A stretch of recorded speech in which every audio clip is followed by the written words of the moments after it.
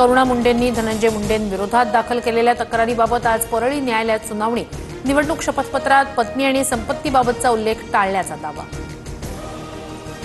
रोहित पवार आज महादेव मुंडेंच्या कुटुंबियांना भेटणार। दुपारी 4 वाजता रोहित पवार महादेव मुंडेंच्या परळीतील निवासस्थानी जाणार। महामंडळांवरील नियुक्त्यांना निवडणुकीनंतरच मुहूर्त। स्थानिक संस्थांच्या निवडणुकीत जिंकणाऱ्यांना महामंडळ मिळणार। बावनकुळेंकडून वर्ध्यातील मेळाव्यात स्पष्ट। राज्य सरकारकडून ॲप आधारित प्रवासी सेवा सुरू करण्याचा विचार। प्रवासी वाहतूक सेवेला जय महाराष्ट्र, महाराईड, महायात्रा, महागो यापैकी एक नाव दिलं जाणार। नियमावली अंतिम टप्प्यात असल्याची सरनाईकांची माहिती।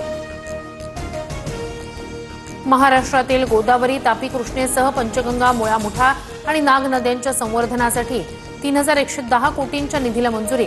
जलशक्ती खात्याचे राज्यमंत्री राजभूषण चौधरी यांची माहिती। सरकारी निमसरकारी कर्मचाऱ्यांसाठी समाज माध्यमांवर व्यक्त होण्याबाबत आचारसंहिता लागू। शासनाच्या धोरणांवर टीका केल्यास शिस्तभंगाची कारवाई होणार।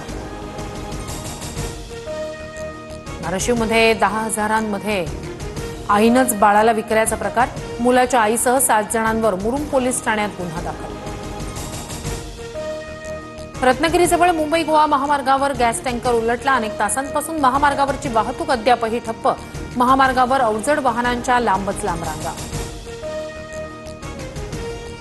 संजय राऊतांच्या मानहानी प्रकरणी नितेश राणेंविरोधातील अजामीनपात्र वॉरंट रद्द।